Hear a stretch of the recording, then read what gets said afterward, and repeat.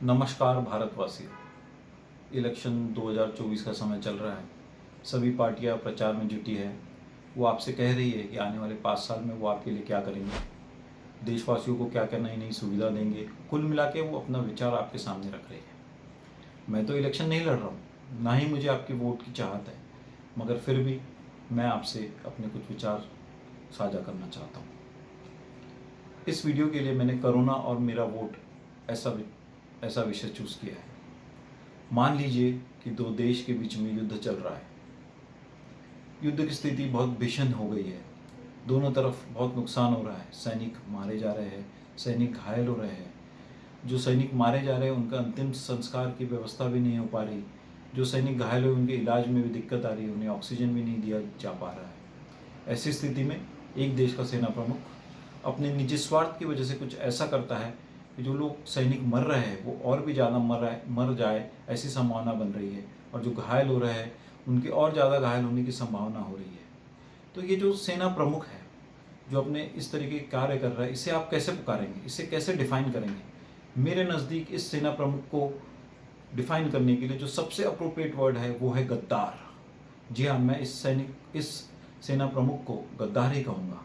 आइए ये युद्ध की बात छोड़ते कोरोना पे बात करते हैं। कोरोना सारी दुनिया में फैल रहा है। सभी देश की गवर्नमेंट अपने अपने नागरिकों को कोरोना से बचाने की कोशिश कर रही है। कोई सोच रहा है कि लॉकडाउन लगाना उचित है, कोई सोच रहा है कि लॉकडाउन लगाना उचित नहीं है। कोई गवर्नमेंट अपने वैक्सीन बनाने वाली कंपनियों को पैसा एडवांस में दे रही है और कह रही है कि आप रिसर्च करिए और जल्द से जल्द वैक्सीन तैयार करिए ताकि हमारे देश की जनता को राहत मिल सके। हिंदुस्तान में भी कोरोना आ रहा है। कुछ 100 केस, 1000 केस आ गए। हिंदुस्तान ने भी लॉकडाउन लगाने को उचित माना है। हमसे कहा गया कि थाली बजाओ, हमसे कहा गया कि मोमबत्ती लगाओ। फिर हमने एक विनोद काबरे की मूवी देखी जिसमें बहुत सारे लोग एक बड़े शहर से अपने घर की तरफ जाना चाह रहे हैं। उन्हें बड़ी परेशानी का सामना करना पड़ा। कभी तो उन्हें पुलिस वालों ने डंडे बरसाए, किसी दूसरे गांव में पुलिस वालों ने उनको भोजन की व्यवस्था करके दी, रात को रुकने की व्यवस्था करके दी। ऐसे तैसे बड़ी मुसीबत में वो अपने घर पहुंच पाए। फर्स्ट वेव ख़त्म हुई। हिंदुस्तान के प्रधानमंत्री ने ऐलान किया कि हिंदुस्तान ने कोरोना के ऊपर बिना वैक्सीन के ही विजय पा ली। इसी समय एक और राजनेता ने कहा था कि सुनामी जब आता है तो पहले पानी अंदर की तरफ जाता है। लोगों को लगता है कि पानी अंदर चलेगा, वो फिशिंग करने जाते हैं और केयरलेस हो जाते हैं, और फिर पानी एकदम तेज़ी से आता है और बहुत नुकसान होता है। ठीक ऐसा ही हिंदुस्तान में भी हुआ। दूसरी वेव आई और बहुत लोग बीमार पड़ने लगे। इतने लोग बीमार पड़ने लगे कि अस्पताल में बिस्तर कम और बीमार ज़्यादा। स्थिति यहाँ तक पहुँच गई कि एक वक्त में 3 लाख से ज़्यादा केसेस डिटेक्ट होने लगे। और यही समय था जब बंगाल का इलेक्शन भी हो रहा था। बहुत सारी राजनीतिक पार्टी ने सोचा कि इस कोरोना के वक्त हम लोग कोई बड़ी रैली नहीं करेंगे, कहीं भीड़ इकट्ठा नहीं करेंगे। हिंदुस्तान की गवर्नमेंट ने भी नारा दिया, 2 गज की दूरी, मास्क है ज़रूरी। ये नारा देने के बाद इसकी अगली सुबह और सुबह के बाद की दोपहर हम देखते हैं कि हमारे देश के प्रधानमंत्री उनकी टीम द्वारा इकट्ठी की गई भीड़ को देख करके कह रहे हैं कि इतनी भीड़ तो उन्होंने आज तक कभी देखी नहीं, जहाँ देखो वहाँ आदमी ही आदमी है। वो चुनाव प्रचार कर रहे थे। वो क्या कर रहे थे?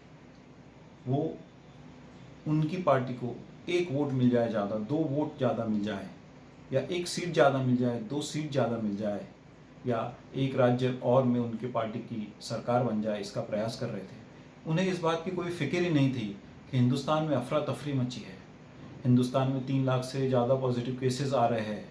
लोगों को ऑक्सीजन नहीं मिल रहा है, लोग अपने प्रियजनों को खो रहे हैं। किसी के बाप से अलविदा किसी का हो रहा है, कोई अपनी माँ को खो रहा है, कोई अपने बच्चों को खो रहा है, मगर ये वोट के लिए भीड़ को देख करके खुश हो रहे हैं।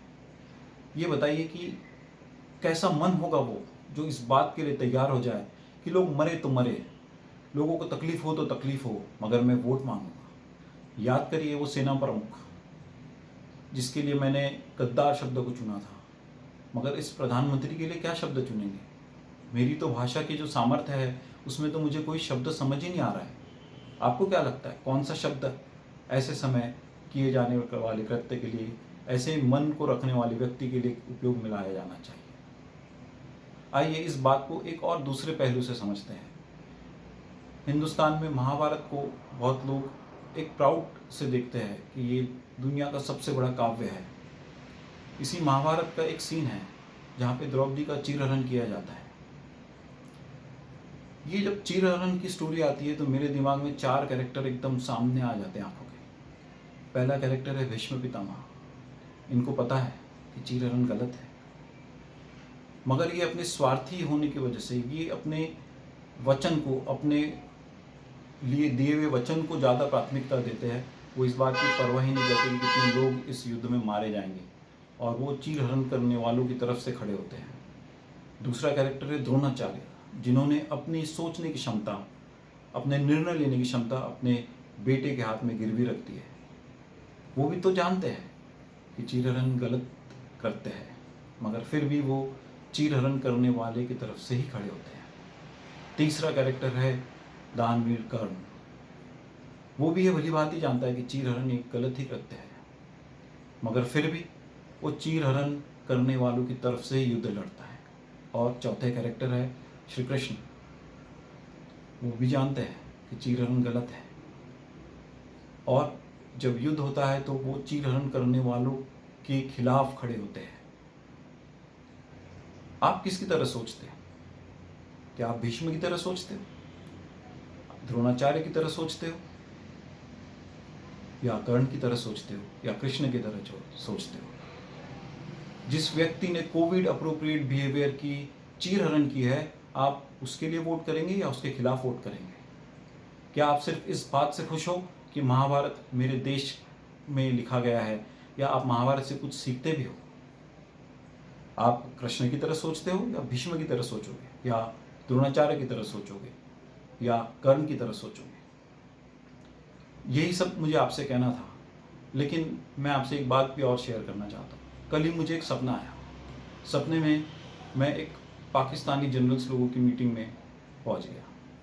वो वहाँ पे कह रहे थे कि उनके पास में कोई एक ऐसी व्यवस्था बन गई है जिससे वो हिंदुस्तान के वोटिंग में मैनिपुलेशन कर सके। दूर से बैठ के जो हिंदुस्तान की वोटिंग मशीन से वीवीपैट इसको मैनिपुलेट करके किसी पार्टी को जिता सकते हैं। वो आपस में डिस्कस कर रहे हैं कि हम किसको जिताए। तो उनका एक अफसर कहता है, अरे सर, ये हम लोग तो मिलिट्री वाले हैं, हम लड़ाई करके जीतेंगे हिंदुस्तान को। बड़ा अफसर कहता है, हम लोग लड़ नहीं सकते हिंदुस्तान से, हम लोग 4 बार हार चुके हैं, अब हमारे लिए लड़ के हिंदुस्तान से जीतना संभव नहीं है। अभी हमारे पास में ये एक बहुत अच्छा मौका आया है कि हम इलेक्शन को ही रिग कर दें, इलेक्शन को ही मैनिपुलेट कर लें। तो हमें किस पार्टी को देना चाहिए? सब लोग अलग अलग सुझाव दे रहे हैं, लेकिन जो सेना प्रमुख है वो कहता है कि हमें ऐसे व्यक्ति और ऐसे पार्टी को वोट देना चाहिए जो, जब 3 लाख लोग मर रहे हैं, डिटेक्ट हो रहे, रोज पॉजिटिव डिटेक्ट हो रहे, अस्पताल में बेड नहीं है, ऐसे व्यक्ति को हिंदुस्तान का प्रधानमंत्री बनाना चाहिए। तो एक छोटा सा अफसर कहता है, सर इससे क्या होगा? वहाँ तो लोग, इनको जो भी सर्वे आते हैं इनको पसंद करते हैं, तो लोगों की पसंद का ही प्रधानमंत्री बन जाएगा। तो बड़ा अफसर है वो कहता है कि लोगों की पसंद का प्रधानमंत्री बने, ये ज़्यादा इम्पोर्टेंट नहीं है। ज़्यादा इम्पोर्टेंट ये है कि जो प्रधानमंत्री बन रहा है वो लोगों के लिए काम कर रहा है या नहीं कर रहा है। हिंदुस्तान के लोग तो यही मानते हैं कि वो बहुत अच्छा काम कर रहे हैं हिंदुस्तान के लिए, क्योंकि हिंदुस्तान के लोग अपनी मान्यता के गुलाम हैं।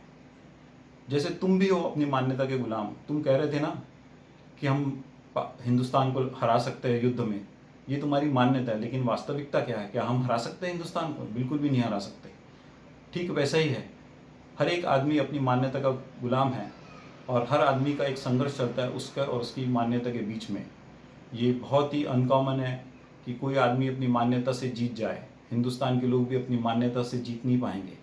अगर हम इलेक्शन रिग करेंगे और उनकी मान्यता वाले व्यक्ति को ही जिताएंगे तो वो भी खुश हो जाएंगे और हमारा भी काम हो जाएगा, क्योंकि हम युद्ध लड़ के तो जीत नहीं सकते, मगर हिंदुस्तान इस तरीके से कमज़ोर हो जाए तो हमारे लिए तो फ़ायदा ही है, क्योंकि वो व्यक्ति हिंदुस्तान के लोगों के प्रति उसकी प्राथमिकता नहीं, उसकी प्राथमिकता अपने पार्टी की तरफ है।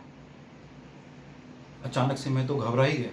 मेरी नींद खुली तो देखा कि अरे ये तो सपना था, ये इलेक्शन रिगिंग वगैरह कुछ नहीं है। मगर अब सवाल उठता है कि हम वोट किसे करेंगे?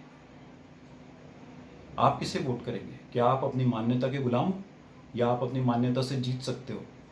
क्या लगता है आपको, वो व्यक्ति जिसका मन इस बात के लिए तैयार हो जाए कि लोग बीमार हो तो हो, लोगों को परेशानी हो तो हो, मगर मैं तो मेरी पार्टी के लिए काम करूँगा, देश सेकेंडरी, पार्टी फर्स्ट। क्या आप ऐसे व्यक्ति को वोट देना पसंद करेंगे? आइए सोचते हैं, इस बार वोट देते हैं। आपका वोट देश के लिए है, नेता के लिए है या पार्टी के लिए है? जय हिंद।